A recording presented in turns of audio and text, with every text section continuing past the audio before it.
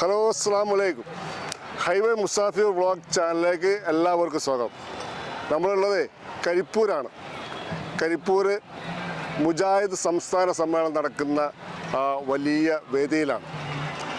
അപ്പോൾ നമ്മൾ ഇവിടുത്തെ കാഴ്ചകളാണ് ഇന്ന് കാണാൻ പോകുന്നത്. നമ്മൾ കാലിക്കറ്റ് എയർപോർട്ടിലേക്ക് പോകുന്ന റോഡിൻ്റെ ഭാഗത്താണ്. ഇവിടെ എന്തോ ഒരു പുതിയ സംഭവം ഉണ്ടെന്ന് പറയുന്നത് പോയി നോക്കട്ടോ എന്താണെന്നുള്ളത്. ചെറിയ ഒരു ഡ്രെയിനേജ് ആട്ടോ, ഒരു കൺവേർട്ടർ. അപ്പോൾ അതിൻ്റെ അകത്തു കൂടെ ഒരു വഴി ഉണ്ടാക്കിയാണ്. ഇപ്പോൾ വെള്ളമൊന്നുമില്ലല്ലോ, അതിന് പ്രത്യേകമായിട്ട് റോഡ് ക്രോസ് ചെയ്യുന്നതിന് പകരം, ആ റോഡ് തിരക്കുള്ള റോഡാണല്ലോ, ആ റോഡ് ക്രോസ് ചെയ്യുന്നതിന് പകരം ഒരു വഴി ഇങ്ങനെ ഉണ്ടാക്കി. ഏതായാലും അടിപൊളിയായിട്ടോ. നേരെ അതാ ഈ വേദിയിലേക്കാണ്, സമ്മേളന വേദിയിലേക്കാണ് വരുന്നത്. അപ്പം നമ്മളെ ഇവിടെയുള്ള കാഴ്ചകളൊക്കെ പറഞ്ഞു തരാൻ വേണ്ടിയിട്ട് നമ്മളെ കൂടെ ഒരാളുണ്ട്. എന്താ പേരെന്താണ്? പേര് ജരീർ. ജരീർ. സ്വദേശം വേങ്ങരയാണ്. പ്രവാസിയാണ്. വെക്കേഷൻ ലീവിൽ വന്നതാണ്. അപ്പോൾ ഇവിടുത്തെ കാര്യങ്ങളൊക്കെ ഇവിടെ തുടക്കം മുതൽ ഇതിന്റെ വിഷയങ്ങളൊക്കെ. അപ്പോൾ ഇവിടെ സമ്മേളനം നടക്കാൻ പോകുന്നത് ഇപ്പം 14, 15, 16 അല്ലേ? 15 മുതൽ 18 വരെയാണ് പ്രധാന സമ്മേളനം. ഇതാണ് വേദി അല്ലേ, പ്രധാനപ്പെട്ട വേദി. ഇതാണ് പ്രധാനപ്പെട്ട വേദി. ഈ 3 വലിയ പന്തലുകൾ കൂടിയത് ഒന്നിച്ച്, അത് അതിനുള്ളിൽ ഒറ്റ ഹാളായിട്ടാണുള്ളത്. ഈ 3 പന്തലും കൂടി കൂടിയതാണ് സമ്മേളനം നടക്കുന്നത്. 15-ാം തീയതി മുതൽ മുഖ്യമന്ത്രി അടക്കമുള്ള ആളുകൾ പങ്കെടുക്കുന്ന സംഘടന. 15-ാം തീയതി മുതൽ 18-ാം തീയതി വരെയുള്ള പ്രധാന സമ്മേളനം നടക്കുന്നത് അതിലാണ്. പിന്നെ കിഡ്സ് സ്പോർട്ടാണുള്ളത്. കിഡ്സ് സ്പോർട്ട് അപ്പുറത്തുണ്ട്. അവിടെ കുട്ടികൾക്ക് വേണ്ടിയിട്ടുള്ളതാണ്. അത് കിഡ്സ് സ്പോർട്ട് എന്നതിൻ്റെ എയർപോർട്ട് പോലെ തന്നെ ഒരു വിമാനമുണ്ട്. വിമാനത്തിൽ കയറിയിട്ട് യാത്ര പോകുന്ന പോലെ അവർക്ക് പാസ്പോർട്ടുണ്ട്, അവിടെ എമിഗ്രേഷൻ ഉണ്ട്, സ്റ്റാമ്പ് ചെയ്യുന്നൊക്കെ ഉണ്ട്. അത് കളികളാണ്, പ്രധാനമായിട്ട് ഗെയിമുകളാണ് അവിടെ ഉള്ളത്. ആ ഗെയിമിലൂടെ പാഠങ്ങൾ പഠിപ്പിക്കാം, ഗെയിമിലൂടെ മെസ്സേജ് കൈമാറുക എന്നുള്ള അതിന്റെ ലക്ഷ്യം. ഞാൻ ഹായ് പറഞ്ഞ അതിലേറെ ഒച്ചത്തിൽ നിങ്ങൾ ഹലോ പറയോ?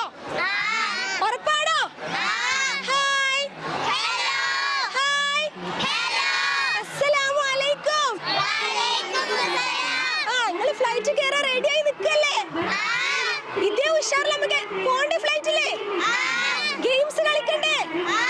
ഒരുപാട് കാഴ്ചകൾ കാണണ്ടേ? പറക്കാം നമുക്ക്. ഉഷാറല്ലേ? ഇവിടെ ഒരുപാട് ആൾക്കൂട്ടും തിരക്കും ഒക്കെ ആയിട്ട് കുട്ടികൾ അവരൊരു സെക്ഷൻ വേറെ, എന്തൊക്കെയോ സംഭവങ്ങൾ അല്ലേ? എന്താ ഇവിടെ ഇപ്പം എന്താ നടക്കുന്നത്? ഇവിടെ ഇപ്പം നടക്കുന്നത് പറഞ്ഞാല് ചെറിയ കുട്ടികൾക്ക്, അതായത് സമ്മേളനത്തിന്റെ മറ്റു പരിപാടികളൊക്കെ നോക്കുമ്പോൾ നമ്മൾ മുതിർന്ന ആളുകൾക്ക് അതുപോലെ വിദ്യാർത്ഥികൾക്കൊക്കെ ഉള്ള പല പരിപാടികളും, ഇത് ആ ഒരു പ്രായത്തിലും താഴെ, അതായത് ഒരു 12 വയസ്സിൽ താഴെയുള്ള കുട്ടികൾക്ക് കാര്യമായ ഒരു സംഗതികളൊന്നും പൊതുവെ സമ്മേളനങ്ങളൊന്നും ഉണ്ടാവാറില്ല. അപ്പോൾ അവരെ കൂടെ പരിഗണിക്കുന്ന രൂപത്തിലേക്ക് നമ്മൾ ഒരു കാര്യം ആലോചിച്ചു. അതിന്റെ അടിസ്ഥാനത്തിൽ ഉണ്ടായതാ കുട്ടികൾക്ക് വേണ്ട ഒരു പാർക്കാണ് നമ്മളിവിടെ തയ്യാറാക്കിയിട്ടുള്ളത്. കിഡ്സ് സ്പോർട്ട് എന്നാണ് അതിന് പേര് കൊടുത്തിട്ടുള്ളത്. ഇവിടെ കരിപ്പൂര് എന്ന് പറഞ്ഞ സ്ഥലം പ്രസിദ്ധമായിട്ടുള്ളത് ഒരു വിമാനത്താവളത്തിന്റെ പശ്ചാത്തലത്തിലാണല്ലോ. അപ്പൊ ആ ഒരു തീം ഇതിലേക്ക് കൊണ്ടുവരിക, കുട്ടികൾക്ക് വേറിട്ടൊരു അനുഭവം ഉണ്ടാക്കി കൊടുക്കുക. വിമാനയാത്ര എന്ന് പറയുന്നത് വളരെ കൗതുകമുള്ള ഒരു സംഗതിയാണല്ലോ. അപ്പൊ അതിന്റെ ഒരു അനുഭവം ഉണ്ടാക്കുക എന്നുള്ള ഒരു ഉദ്ദേശത്തിലാണ് ചെയ്തത്. പാസ്പോർട്ടൊക്കെ ഇഷ്യൂ ചെയ്ത് കൊടുക്കുന്നുണ്ട്. വരുന്ന കുട്ടികൾക്ക് പാസ്പോർട്ട് കൊടുക്കുന്നു.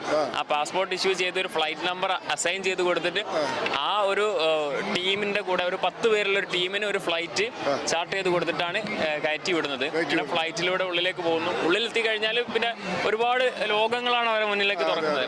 ഒരു എക്സിബിഷൻ കൗണ്ടർ ഉണ്ട്.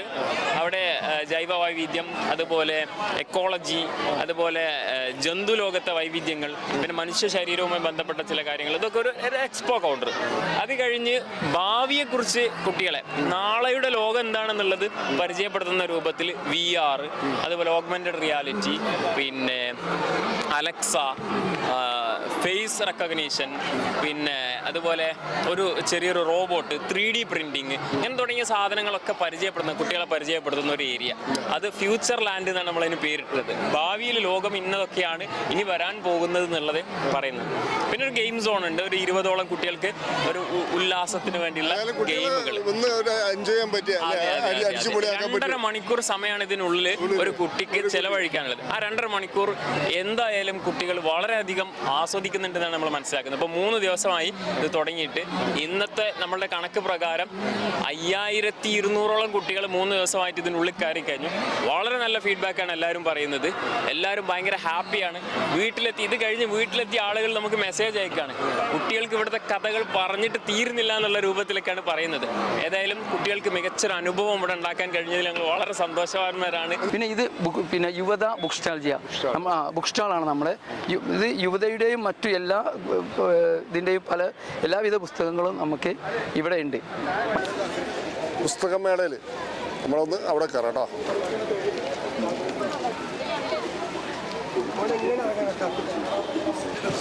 തഫ്സീർ രണ്ടുണ്ട് അല്ലേ?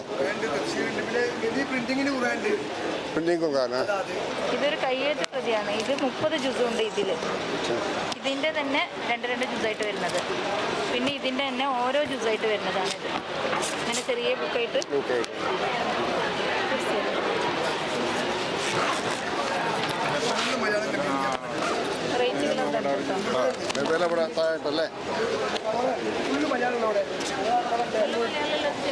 കയ്യത്ത് പൊതിയല്ലേ? ഇത് 30 ജുസുണ്ട്.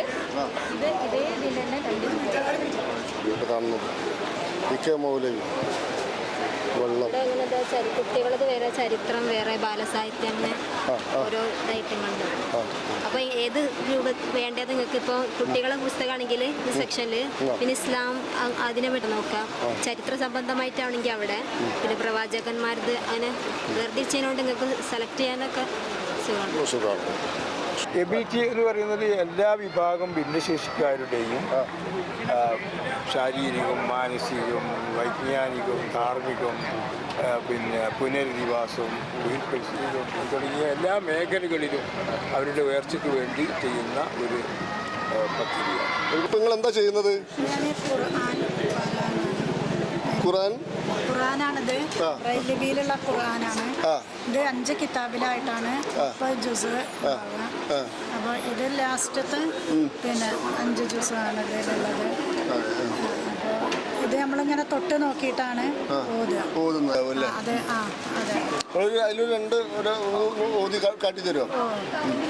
ബിസ്മില്ലാഹിർ റഹ്മാനിർ റഹീം والمرسلات عرفا والعاصفات عصفا والناشرات نشرا والفاسقات فرقا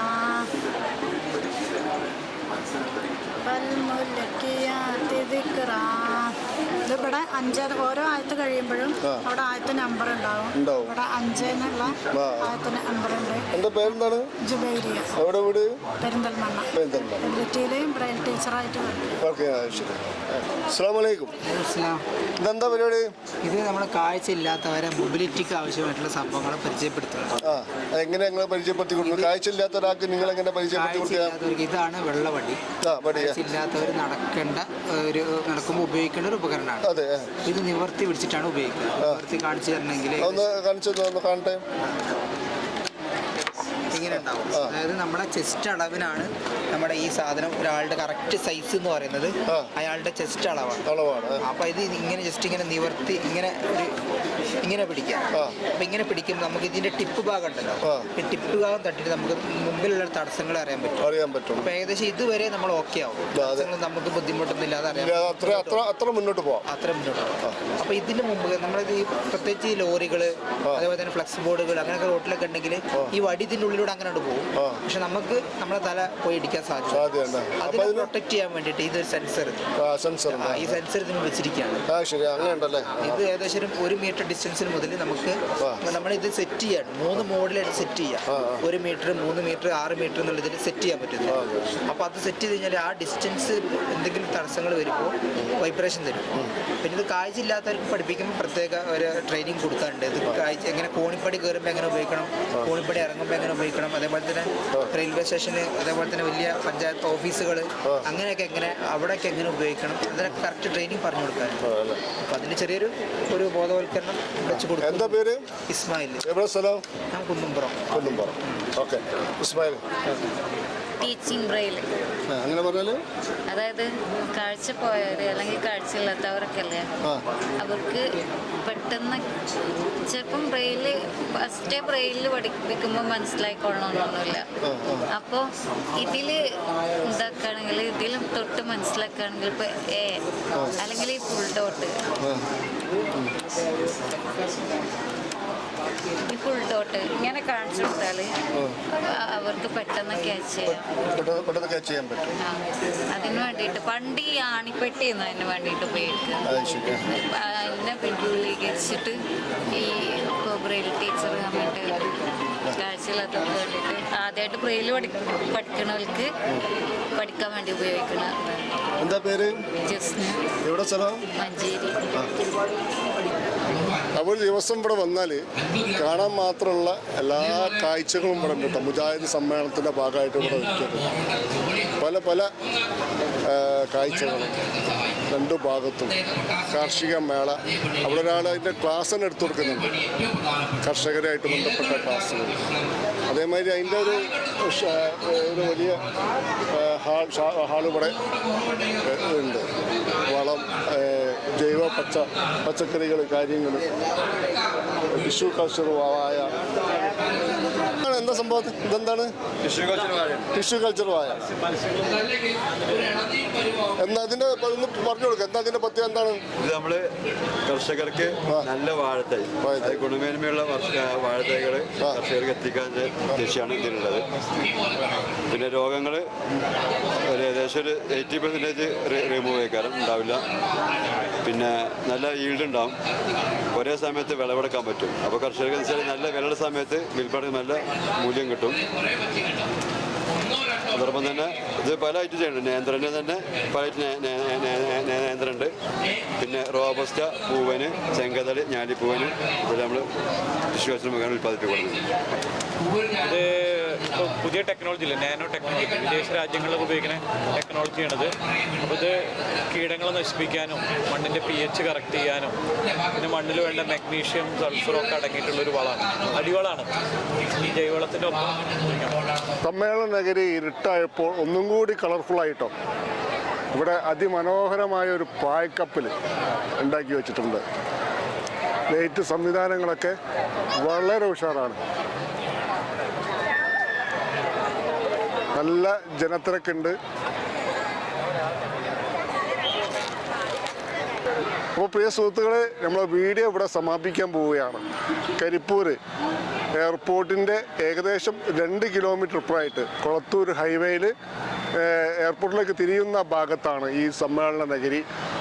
അതിമനോഹരമായ, വിപുലമായ, പ്രൗഢഗംഭീരമായ ഒരു വേദിയാണ്. അപ്പം 10ാം സംസ്ഥാന സമ്മേളനമാണ്, മുജാഹിദിൻ്റെ 10ാം സംസ്ഥാന സമ്മേളനമാണ് ഇവിടെ നടക്കുന്നത്. അപ്പോൾ പ്രിയ സുഹൃത്തുക്കളെ, നമ്മൾ വീഡിയോ ഇവിടെ വെച്ച് സമാപിക്കുകയാണ്. നിങ്ങൾ ഈ വീഡിയോ ഇഷ്ടപ്പെടുകയാണെങ്കിൽ ലൈക്ക് ചെയ്യുക, അതേമാതിരി ഷെയർ ചെയ്യുക. നമ്മുടെ ചാനൽ നിങ്ങൾ സബ്സ്ക്രൈബ് ചെയ്തിട്ടില്ലെങ്കിൽ ഒന്ന് സബ്സ്ക്രൈബ് ചെയ്യുക. അതേമാതിരി ആ ബെല്ലൈക്കൺ കൂടി അമർത്തിയാൽ ഞങ്ങൾ അയക്കുന്ന വീഡിയോ നിങ്ങൾക്ക് നോട്ടിഫിക്കേഷനായി ലഭിക്കുന്നതാണ്.